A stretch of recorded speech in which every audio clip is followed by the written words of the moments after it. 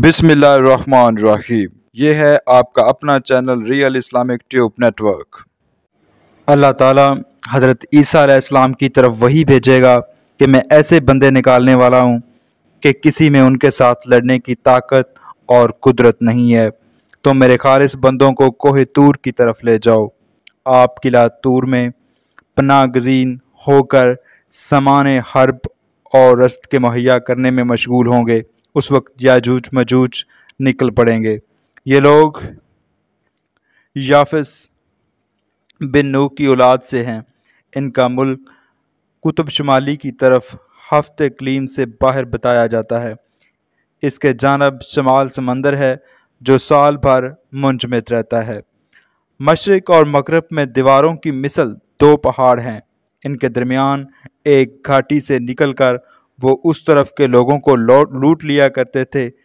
सिकंदर जुल्करनैन ने उनको एक आहिनी दीवार के ज़रिए से बंद कर दिया था, जिसकी बुलंदी इन दोनों पहाड़ों की चोटी तक पहुंचती है और मोटाई 60 गज है। वो दिन भर इस दीवार के तोड़ने में लगे रहते हैं, मगर रात को कुदरत इलाही से दीवार वैसी ही हो जाती है। जब उनके निकलने का वक्त आएगा तो वो दीवार टूट जाएगी और ये लोग टिड्डी दिल की तरह हर तरफ फैल जाएंगे और बेदरे कत्लो गारत करेंगे।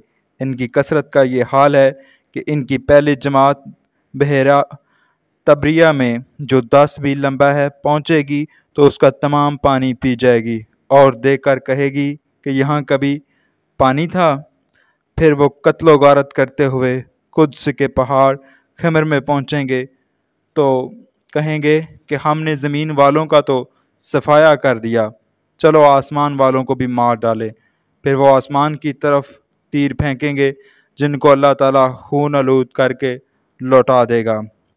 वो देखकर खुश होंगे कि अब तो हमारे सिवा कोई नहीं रहा। मैसूरीन हज़रत ईसा अलैहिस्सलाम और आपके इस्हाब में कहत का ये आलम होगा कि गाय का किला 100 दिनार से भी ज़्यादा कीमती होगा।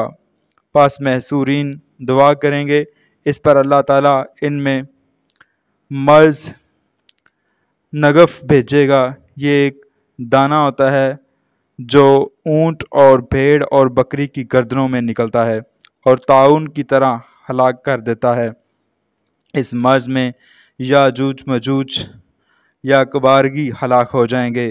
फिर हज़रत ईसा अलैहिस्सलाम और आपके सहाब मैदान की तरफ आएंगे और ज़मीन में एक बालिश्त भर जगह ऐसी ना पाएगी जो इनकी चर्बी और गंदगी से पोर ना हो।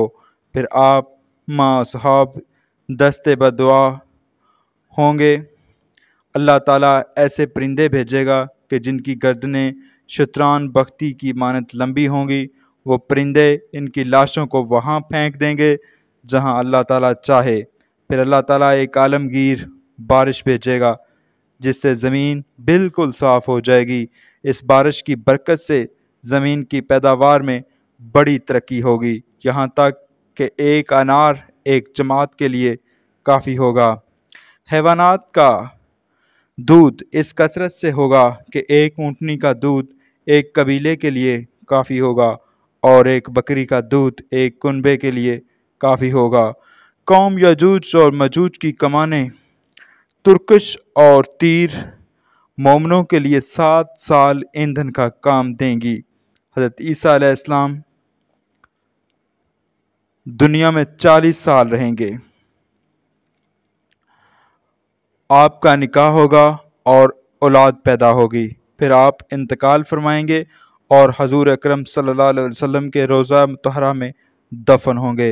हज़रत ईसा अलैहिस्सलाम के बाद कबीला कहतान में से एक शख्स चहचा नाम यमन के रहने वाले आपके खलीफा होंगे और अमूर खिलाफत को अदल इंसाफ के साथ सर अंजाम देंगे।